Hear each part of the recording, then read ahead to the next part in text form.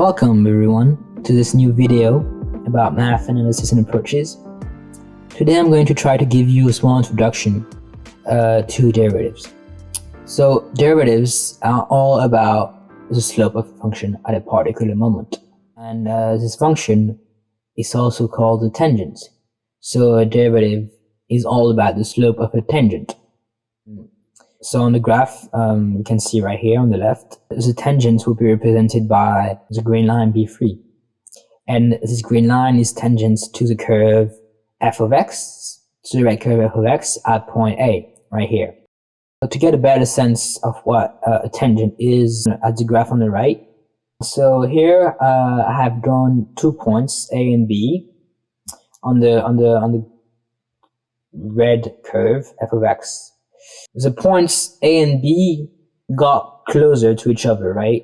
So B started here and then it got closer to A until it overlapped with A, B became the same point as A. And as you can see, so the tangent is the line that joins point A and B when B overlaps with A.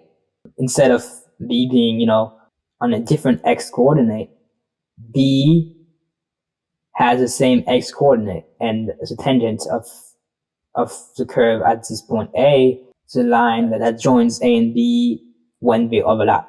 Basically, that's what it means. In more mathematical terms, we can define a derivative with limits.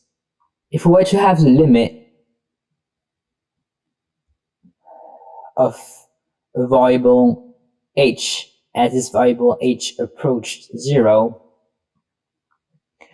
of the function f of x plus h minus f of x and all that divided by h, you would get the derivative of x.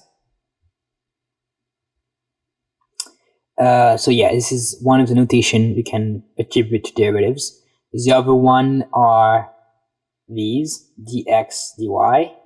So these are the ones you're most likely going to see in the mathematical world. There are other notation for derivatives in physics. We're not going to go over them today in this video.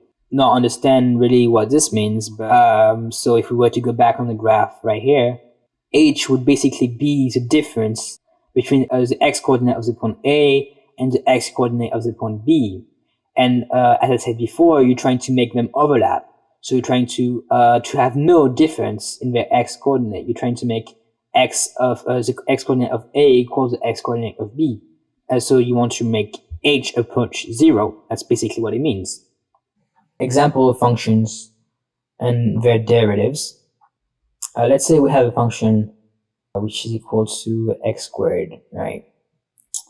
So let's use this principle to determine the derivative of this function. So what is the derivative of this function?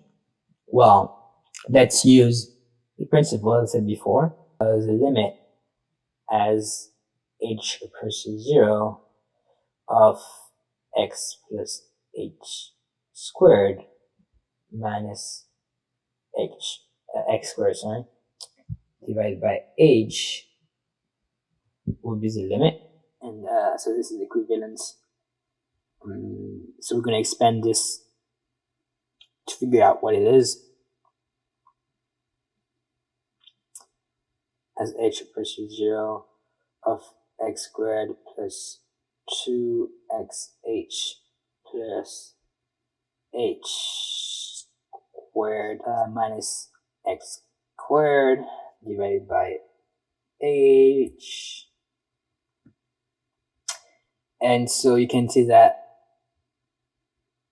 these two cancel out, and you can simplify by dividing by h every other term, right?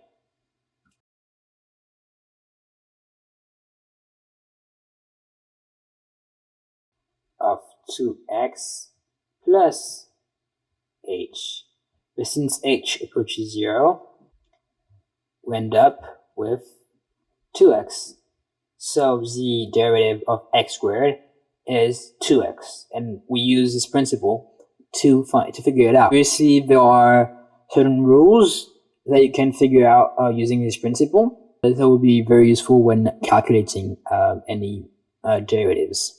So to end this introduction on what derivatives are, I just want to give a quick explanation on what the relationship between continuity and derivation is, since continuity is a very important topic and in the calculus world. So as some of you might know, in mathematics, a continuous function is a function that does not have any abrupt changes in value. So if you were to look at a function, it would be a smooth function. If a function f is differentiable at a, then this function f must be continuous at a as well. But on the other hand, continuity does not imply differentiability. So if the function f is continuous, then the function does not necessarily have to be differentiable at this point a as well. So I hope this video would be of help to you in your mathematical studies.